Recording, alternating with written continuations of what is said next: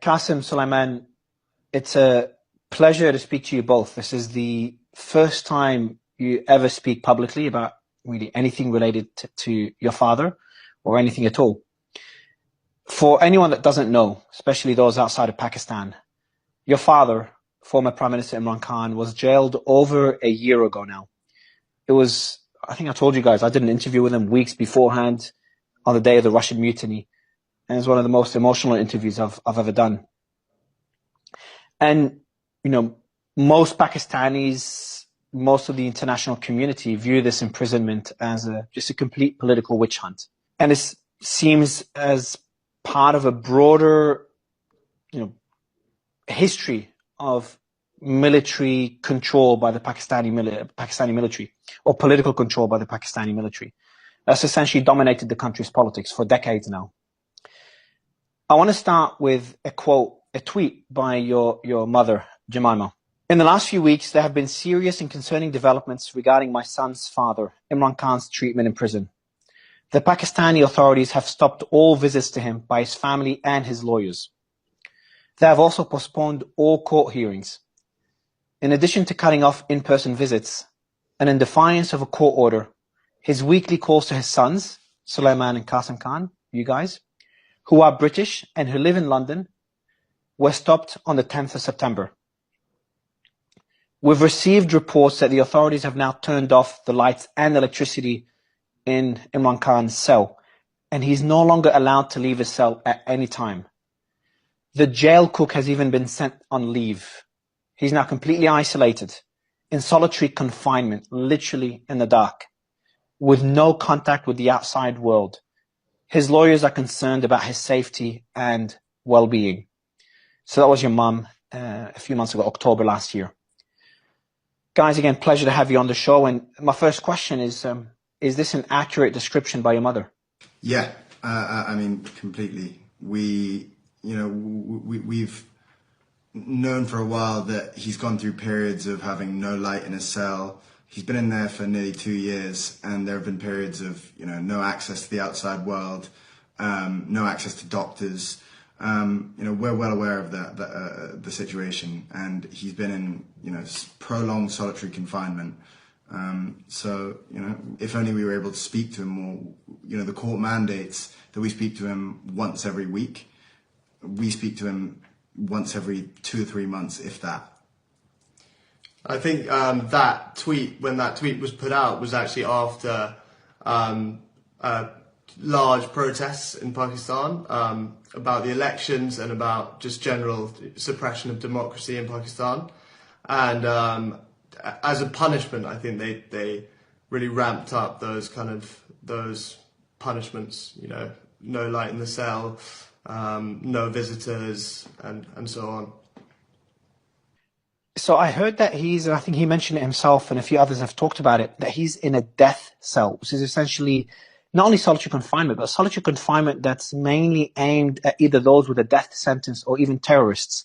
He put out a message himself, I think it was mid last year. He said, quote, "I am confined in a 7 by 8 foot death cell, typically reserved for terrorists to ensure they have no contact with anyone."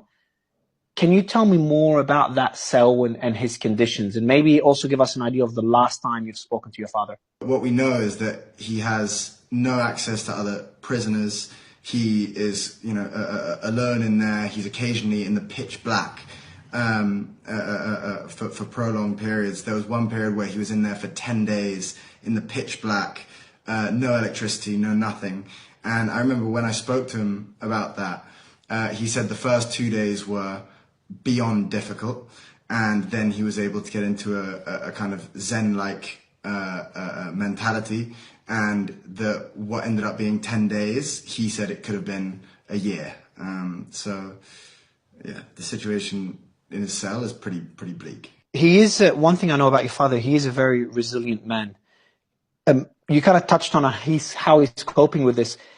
Can you give us an idea of how was it in the early stages when you have those calls with him, and how is it today? Is he still as strong? Is he struggling?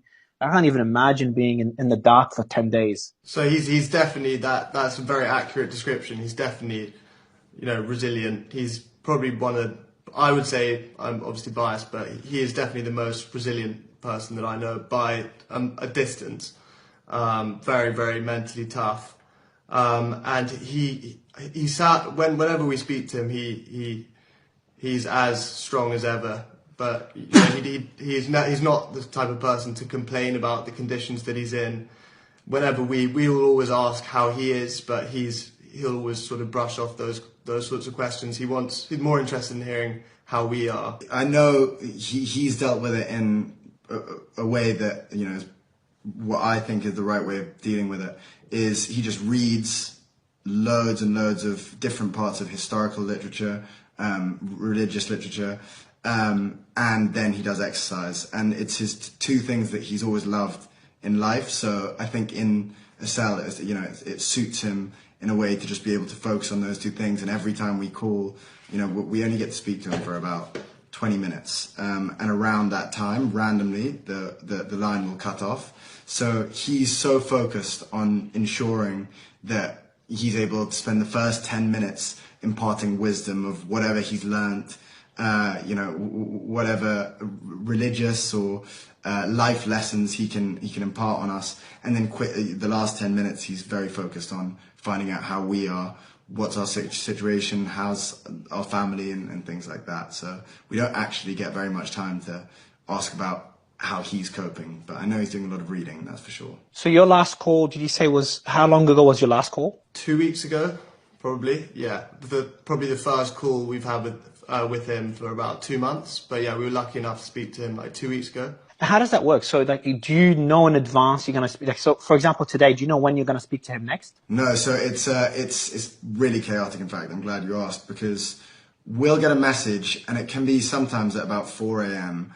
On any day, and it'll suddenly say, okay, call coming at 10 a.m. So we have 6 hours, and if we're not awake through that period, then we miss it, which has happened before, and then we have to wait another 3 months before anything comes about. But usually we're able to, you know, we're quite on it with it and are able to rush whatever situation we're in. We cancel, you know, for me, I cancel any meetings, whatever it is, and instantly we jump on, and then often we're left waiting for about an hour, and then eventually the call comes through, and then we have about 20 minutes to speak. So there's no protocol. It's a complete mess. It just feels like a torture technique. Why do you think they're doing it this way? Why are they treating the former prime minister of the country, and what I consider to be the most popular man in the country? Like, I get people all the time when I meet someone from Pakistan, a lot of times they remember me from that one interview. That interview had more impact, you know, on you know, people talking to me than any leader I've ever interviewed. Just to kind of give an idea to the world of how popular Imran Khan is in Pakistan. And again, he was the former prime minister, a very popular one. Why do you think they're treating him this way? You hit the nail on the head. It's a technique to try and break him. He's a very, very resilient person, and I don't, you know, he's one of the hardest people possible to break. But all of these techniques, you know, shutting off the lights, leaving him in the pitch black, not allowing doctors to go and see him, making sure that all of our calls are at completely random times and that we might miss them, or whatever, not letting us have our court-mandated weekly phone calls. All of this is tactics to try and break him. But he's, you know, good luck, because he's as resilient as they come mentally, and that comes down to his faith. He has strong faith in God. And also he's, you know, always had that kind of mental toughness as well. So it's all torture techniques, exactly as you say. Another thing, wasn't he offered, because he did an essay not long ago on Time magazine, and he talked about being offered the option or a deal that included house arrest, and he rejected that deal. And I think he had demands. I think he wanted some other people related to his family or members of his political party. Maybe Sulaiman, can you give me a bit more context on that deal? And kind of him rejecting that deal is another indicator of his resilience. So I think that's mainly to do with the fact that there are many of his supporters and his party members and family members who are in prison currently in similar conditions to him. So, and he's very, very principled, and he wouldn't, you know, on their behalf, I think that definitely would have played a part. He wouldn't want to kind of he'd want to be aligned with them. He's always been kind of very principled, and I don't think he'd go against his principles very on a whim. What have you guys told him? Like, I'm just imagining if I had my father or a family member in a similar position, and I'd be urging him, because you guys born in London, live in London, so you're away from Pakistani politics. And if I was in your position, I would be convincing my father to do whatever it takes just to get out of jail and just to have his freedom again. Have you guys tried to convince him of doing this? So actually, when we were younger, when I was younger, I'd hated him being in politics. Would way rather him just do sort of cricket punditry or analysis, and live an easy life in London or out of politics.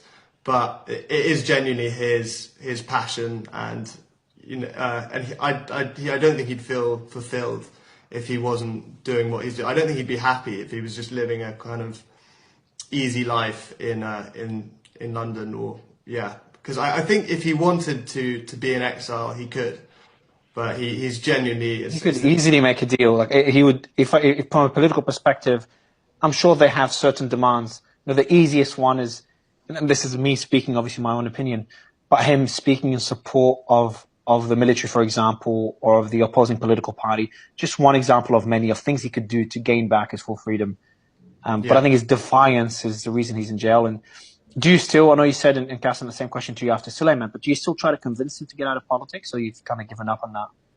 No, I mean, I personally would never, I wouldn't even want to say that to him, because imagine you're his son and all he speaks to. So when we spend time with him, a lot of the time we'll be kind of whatever, when we were younger, we were playing cricket with him. Now, watching films, whatever it is, half of the time he's spent lecturing us on rule of law, justice in Pakistan, how, the reasons why he got into politics. We know them so well, and it would be just to go against everything he preaches about, to suddenly just say, okay, I'm going to give up and I'm going to live an easy life. It's just, it's not in his nature. He has a single-minded obsession to try and help the people of Pakistan, and it's in such turmoil right now, Pakistan. He's dedicated to it, and he's not going to give up. And he's always wanted you guys to be out of politics. Is that correct? Yeah. Yeah. I think, well, if you look at the two established parties in Pakistan, there's a tradition of, it's like dynastic politics. They're dominated by two different families, and so he's always wanted to. He hasn't wanted his party to follow that tradition, and yeah. So I personally don't ever want to be involved in politics in Pakistan, and I don't think he wants us to be either. Yeah. Yeah, I know, Qasim, you're in a similar position. You don't want to be involved you're a very successful entrepreneur as well, so you've got a life outside of politics. And kind of this implies, the answer to my next question is that why do this interview and why now? So more than anything, we've gone through the legal routes. We've gone through, every route that we thought would potentially get him out. We never thought he would be in there a fraction of how long he's been in there. And it's only getting worse. And so, we've somewhat run out of those options, and now we've decided, okay, the only route is to, of taking action is to come and speak publicly. And I think, I appreciate you for allowing us to speak here about it. What we want is international pressure on Pakistan right now, because currently he's living in inhumane conditions. They're not giving him basic human rights. They're not really doing anywhere near enough, and what we want is global pressure. Yeah, I think we've, like Qasim said, we've tried. We've exhausted other options, legal avenues, and it's gone very quiet. It seems in the international media, at least, it seems to have gone very quiet, and it's just. It's basically for the human rights of not only our father but other political prisoners, and restoration of proper democracy in Pakistan as well. aside from our own obvious selfish reasons? Yeah, look, obviously, your selfish reasons, this is your own father. And look, for the international community to understand how crazy things are in Pakistan. Pakistan population, what's the population of Pakistan? Almost 200 million, I think, maybe over 200 million. Massive military power, got nuclear weapons, massive economy as well. Because a lot of people in the world don't understand how massive Pakistan is as a country and a supposed democracy. And this is kind of me speaking my opinion. I'm a big advocate of democracy and free speech. And what's happened in Pakistan, they literally banned X. X is completely banned. Cracked down on protesters. The name of your father was banned from TV, radio stations, I think social media as well. Literally, no one could even say his name. I don't know how anyone could call this a democracy. And what's funny is that people would refer Qasim, they would use your name to refer to your father, Qasim Khan, as a way to defy that ban. And the allegations against your father are mind-bogglingly stupid. Like, I understand this is political targeting, but just went way above any red line one could imagine in any democracy. I mean, I've been very critical of Brazil. Brazil hasn't done near as much as what Pakistan is doing. So it's just honestly heartbreaking what your father's going through and what the country's going through. And again, this is me speaking my opinion. And, you know, I know that you're coming on this interview away from politics and talking more about your father. But I just wanted to kind of mention to anyone listening that's outside of Pakistan what is happening in that country and how important your dad's fight is. You did talk about international pressure on Pakistan, and we've seen a bit of that late last year, and it's kind of quieted down now. I'm not sure why. I want to talk about what Richard Grenell, who's a special envoy in the Trump administration, he essentially openly called for your father's release. I think it was the end of last year, after the elections, after Trump won the elections. He said, "Have you had any contact with it?" Sorry. My question to you first, before I read out his quote: have you had any contact with Richard whatsoever before that quote or afterwards? So we haven't. We're very grateful to Richard Grenell for all the support he's shown, and I've seen his tweets. But no, we haven't had any contact with him personally. Let me read out his tweet. This is Richard on Twitter. I think it's November last year. Watch Pakistan. They're Trump-like leaders in prison on phony charges, and the people have been inspired by the US red wave. Stop the political prosecutions around the world. First, he does refer, and I've done the same when I interviewed Imran Khan, for people to relate to Imran Khan's personality. I compared him a lot to President Trump. They've gone through similar political targeting. Trump emerged victorious. Obviously, he's president now, and your father's in jail. What are your thoughts on Richard's characterization in that tweet? I think there's definitely parallels in the kind of the lawfare and the way he's been targeted. And yeah, I understand the comparison. What about he calls them phony charges. He also says the people have been inspired by the US red wave, and he calls it political prosecution, which you've kind of mentioned already. Would you say this is a fair characterization by Richard? And to add to that as well, what would be your message to others in the Trump administration, including Trump and Elon himself, on what they could do to help, if anything, to help your father? So I think that's definitely a fair characterization when it comes to Pakistani politics. 100%, they're false charges, trumped-up charges. Anyone who looks into it a little bit can kind of see that. In terms of a message to the Trump administration, we'd call for any government that supports free speech and proper democracy to join the call for our father's release, and especially the most powerful leader in the world. I mean, I completely agree. I mean, what we want is just the international community to look at what's going on and hopefully take action. And who better than Trump to gain the attention of? So, we'd love to speak to Trump or try and figure out a way where he would be able to help out in some way, because at the end of the day, all we're trying to do is free our father, bring democracy in Pakistan, and just ensure he has basic human rights. Would you be open? So, if there's anyone in the world, anyone with a large following or political influence that would like to help, and this is a question I just thought of now, would you like them to just be public about it? Would you like them to reach out to you guys? What would you What would you recommend? What would you ask people to do? Both, I think, to definitely speak out about it. I think that's huge. That would be huge, just to create a bit more noise, because it's definitely gone a bit quiet recently. And definitely, if someone had a bit of we would love people to reach out to us if they have some influence or a potential to help with this situation.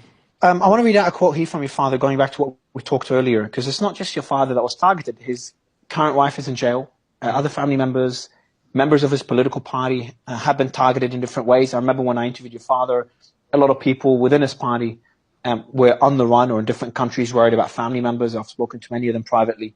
I'll read out a quote again from the same essay from your father in Time magazine. He says, "Our social media volunteers, supporters in the diaspora, and activists have had their families harassed and abducted, all in an effort to silence dissent." Have you seen this? Is that true? Have people been abducted that are supporting your father?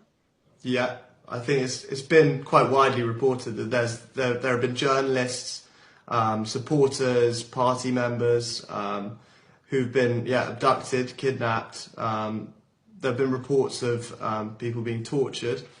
I think that's pretty valid. Does that worry you guys? Go ahead, Qasim. Well, no, I was going to say, I mean, Suleiman cautiously says there have been reports. It seems pretty clear, they're giving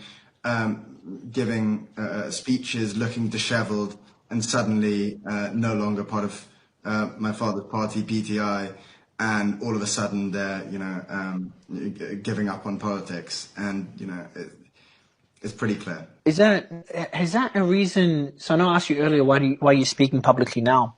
What's the reason you've never spoken before? And maybe going back and maybe you could describe the early days when your father was arrested. Where were you when you heard about it? What first came to your mind? Did you expect it? I know you already said you wouldn't expect it to take this long. I'd love to know first, why not spoken publicly before?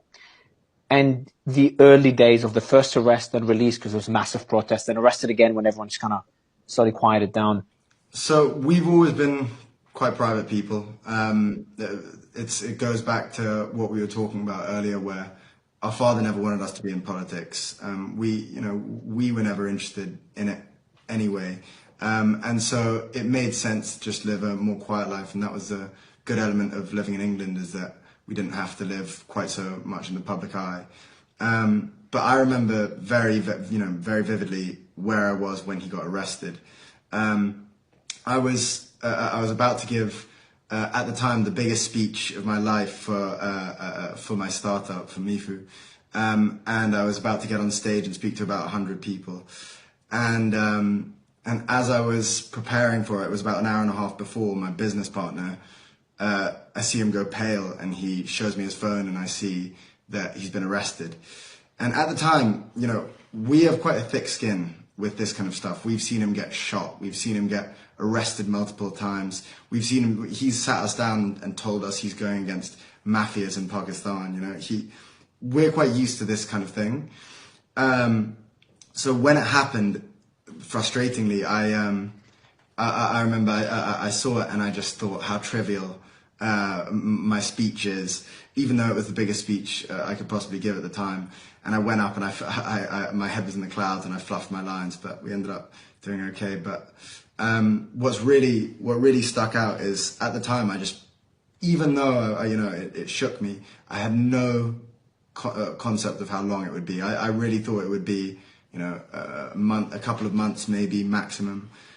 But this time, it turned out it's nearly 2 years now, and he's been in solitary confinement the entire time. So it's been pretty brutal. Sulaiman, well, those early days, your expectations, and where we are today. Yeah, so I remember as well where I was and my reaction, but it wasn't actually a shock to me, because I'd actually spoken to him a few days before, and he'd warned me that there was a strong possibility that he was going to be arrested. But he'd been arrested earlier that year on the 9th or after the 9th of May kind of protests, and he was released a few days later. So I was hoping that it would be a similar situation, yeah. And I just wasn't expecting him to still be in prison now, almost 2 years later. When he was made that offer, sorry, go ahead, Kasim. I was just going to say, the very night before, just remembered, the very night before I was, it happened, I was messaging him about advice for public speaking because I was so nervous about speaking to 100 people. And then in the morning, funnily enough, he was taken. It's just honestly, it's heartbreaking what you guys are going through. At first, I also respect, especially considering Pakistani politics, how always kids are groomed to kind of follow in their father's footsteps. We've seen that in politics for decades in Pakistan. So to see you guys, first, the way Imran Khan has kind of moved you away from politics, so essentially protected you, considering how dangerous Pakistani politics is. And to see how humble you guys are. When we met Qasim, I told you that, I was joking about it, how humble you are in general. And,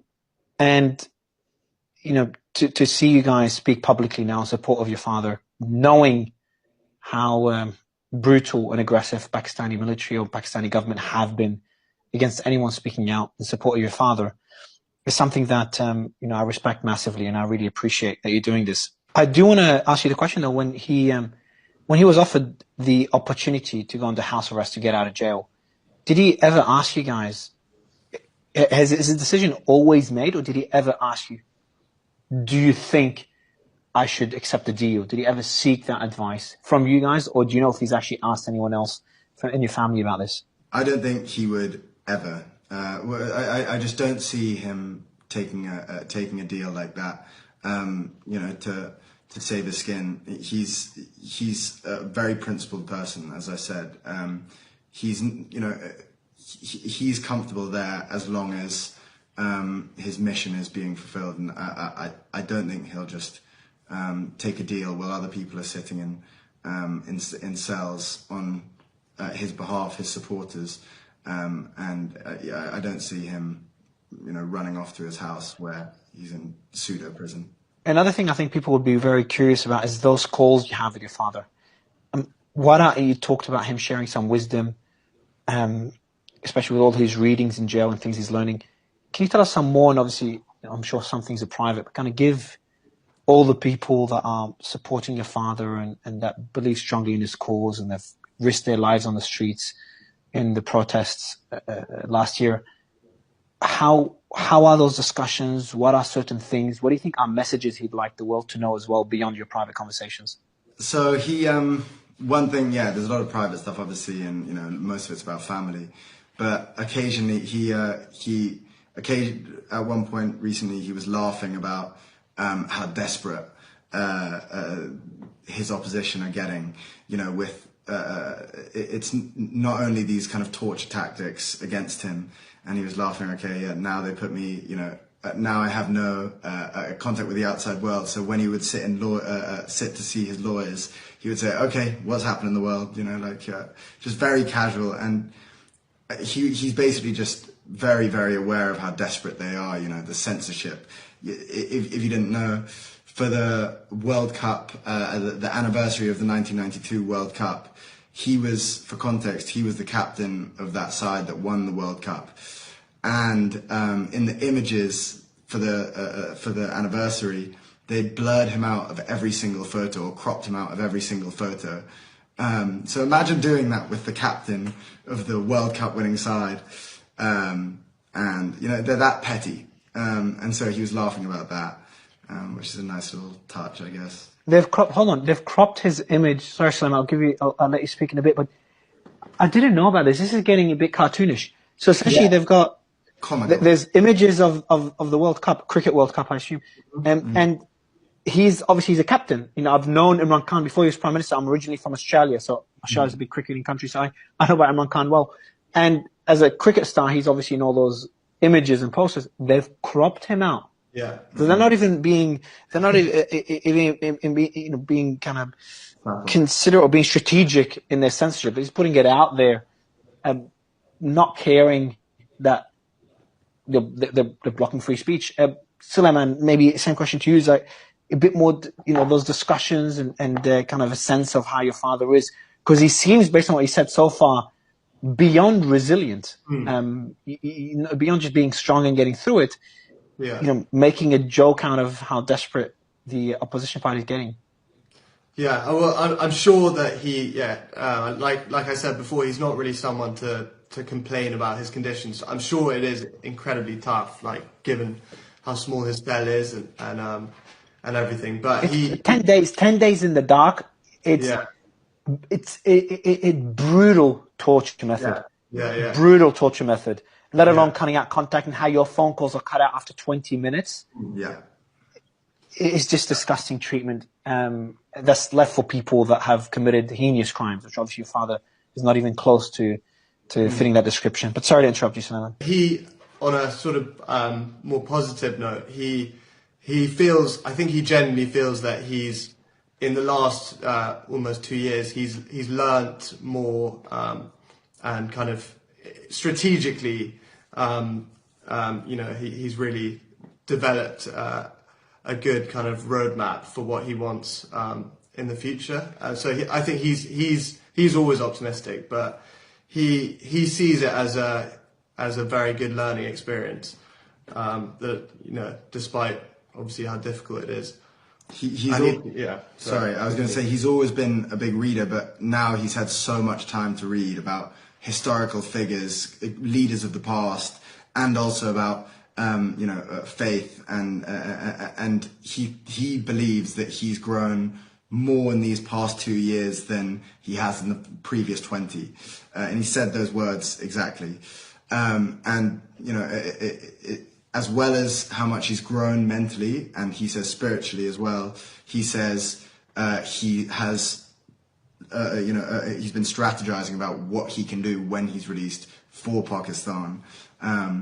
So yeah, he's one of the few people who's coming out of it, hopefully, or how he believes is stronger. Do you think he will come out of it? Of course I want to believe that, but the reason why we're here is because, we feel like we're somewhat running out of options from legal options or others. And what's worried us most is that a lot of the pressure on Pakistan, a lot of the news reports, it's all kind of died down, or it's fizzled a lot recently. So the whole reason why we're here is because we are getting worried. We're naturally very worried right now. And there have even been threats to prosecute him with offences that would carry the death penalty. So, it's pretty. The reason that the reason we're doing this interview is because the situation is getting pretty desperate. We hope. You can only remain optimistic. Does he know you're doing this interview? Yes. Yeah, we asked him because this is something that he might not be behind. Was what we were worried about. He always likes us to be private and stay away from politics and that whole world. But we asked him on one of the calls. We said, "Do you think it would be okay? We want to do this. We want to see if we can try and help." And he said, "Do it." How is Imran Khan outside of politics? How is he as a person? What is a side of him that the world does not get to see? I mean, he's a very, very dedicated father in a way where, in a strange way, as in he's dedicated his life to politics, to the people of Pakistan. In a way, he has millions of children, in his mind, I guess. But every chance he would get when we were younger, he would come down to England. When we would go over to Pakistan, he would, take 2 weeks, somehow take 2 weeks to spend just with us, which is such a difficult thing to do for a man as busy as he is. And he's, I don't think people realize that he's funny, I guess. But these days, we haven't seen him in a while. The last time we saw him, he was conducting a rally for his people. For his supporters, and there was an attempt on his life, and this is a slight side point, I guess, but there was an attempt on his life, and he was shot 3 times in the legs, and if it wasn't for one of his supporters pulling down the gun, he would have been shot in the chest, and the supporter unfortunately lost his life in the process. But after that, we obviously rushed out and we went to see him. And God, the journey over there as well. We were in about a convoy of about 15 cars. We were in a bomb-proof car. There was a decoy car. There were a jammer car for detonators. There was armed militia in front and behind. And as we got to the house, we had to make sure our food wasn't poisoned. We had to stay away from windows for sniper threats. It was so chaotic and such a stressful period. But that was the last time we saw him. That was 2.5 years ago. That was the last time we were able to properly see him and speak to him. And he was, in a wheelchair with bullets. And it's strange to see him in a wheelchair because he's usually such a presence. He still managed to be, despite hobbling about. But he, that was the only time we were able to see him in recent times. And before then, we weren't able to see him much. But in our early life, he would spend as much time as he could possibly make seeing us. We would see him 7 or 8 times a year for prolonged periods. So it's such a dedicated father, and I don't think people really realize that. You were avoiding the windows because of the risk of snipers. People were checking if your food was poisoned. How do people check that? Taste it is the way. Holy shit, that's insane. Well, I mean, no. What a life. Be careful where the food came from, mainly. And, when we went there, we had all of our cousins around who all came into the little compound. And I wanted to play cricket with them and things like that. And we weren't allowed outside in the garden, even though there were walls up high. So they were saying, okay, no, there are tall buildings all the way around there. So we couldn't do any of that. And you should have seen the way when we were trying to get from the airport to a car or the car to an airport, we were surrounded like we were penguins around by security, and we kind of shuffled into the car. It was so dramatic, and I don't say it lightly. I mean, because every time we've gone to Pakistan, there's drama, but this last time we went, it was beyond. Would you feel safe to go there now at all if you could see your father? Our cousins, we're urged not to go because, our aunties have been arrested. Our cousins have been arrested, some of them in prison still. There's obviously a high threat. If we go, we provide a potential weakness for our father, another way where they can potentially get to him. And so he was always quite worried about us coming during the height of tension, because he was worried, when they're desperate and they're pulling out all of these random ideas, you never know what they might do. But we've obviously thought about it. You never know. If you had a message to the Pakistani military or the establishment or those in power or those that make the decisions, what would be your message to them? I would say just respect respect democracy in Pakistan, respect the kind of the people's clear choice, which anyone who has looked into the previous general election can see. They weren't allowed to stand. Our father's party, PTI, their candidates had to run as independents, and they still won the most. And let alone all the other ways they tried to obstruct the democratic process, they still won the most seats in the National Assembly. So it's pretty clear who the people's choice, the party that is the people's choice, and the leader that they've chosen as well. So I would say respect the choice of the Pakistani people. Exactly, and when you're saying the techniques they used during the last election, in a country with a 40% illiteracy rate, they banned his symbol, which is the bat. Which the cricket bat is obviously synonymous with him. Very easy for anyone to be able to see who they're voting for. They banned it in the days leading up to the election, meaning that a huge proportion, 40% of the country, weren't able to know exactly how to vote for him. So as well as that, there was clear rigging, the most obvious rigging possible. They banned Twitter. They turned off internet for periods. It was, the rigging is so clear. Probably the most blatant form of,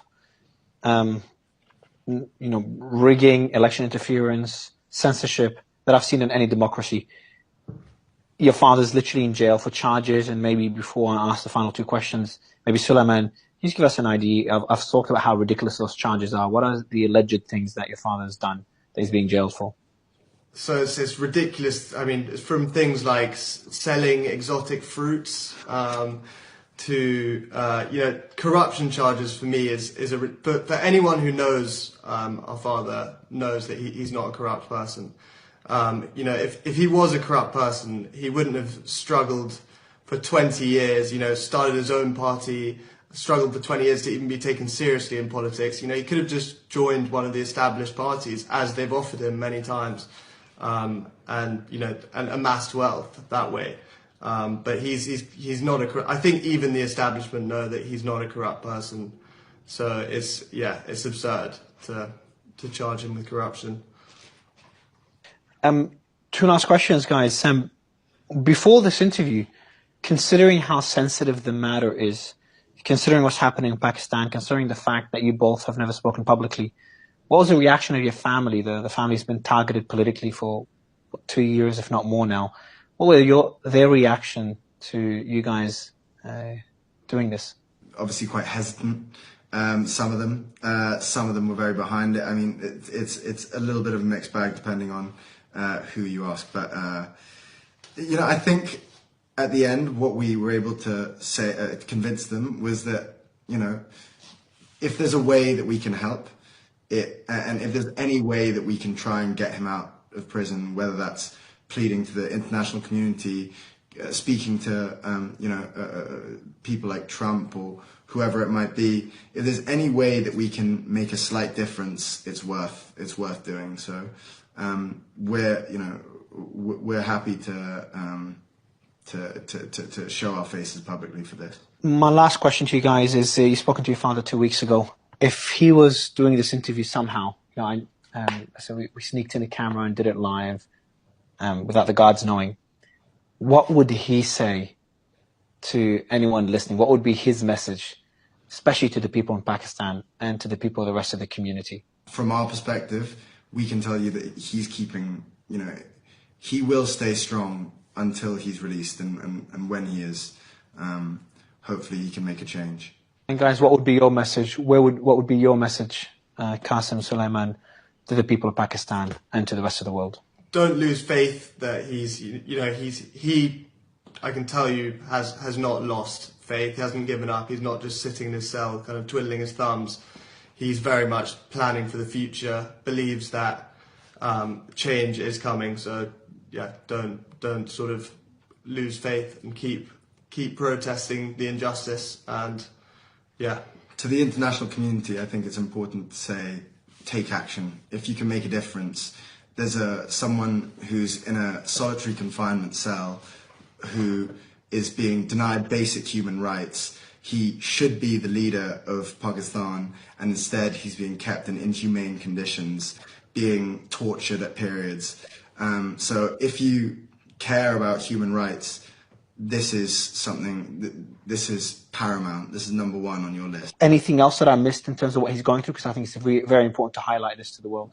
He would hate me saying it, but he's he's a man in his 70s, and he may be physically younger than that, and he may be physically very strong, but when you look at the facts, he's in his 70s and he's being kept in a tiny cell, and occasionally the lights are completely turned off, no electricity at points, no access to a doctor, and he's been shot recently 3 times. It's completely inhumane. To wrap up my message to anyone listening, and I usually don't take many stances as I do my interviews and my coverage, but there's certain instances where I feel like I have no choice. Pakistan is a population, as you guys said, over 200 million. I just checked it, it's 250 million people. So it's a nuclear power. It's an economic giant, and more importantly, it's meant to be a democracy. And Imran Khan, as defiant as he is, and I might disagree with a lot of his policies, and I'm sure even you guys might disagree with your father's policies and some things he says, the people have voted for him.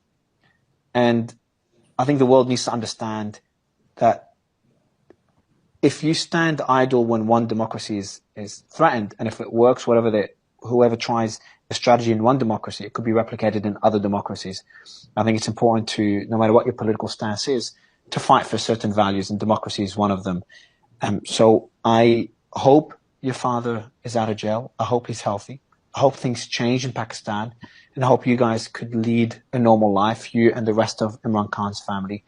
I really appreciate your time. I appreciate Imran Khan saying okay to this interview, and I hope to be interviewing Imran Khan again, hopefully soon. I really appreciate your time, Qasim and Salaman. Thank you, guys.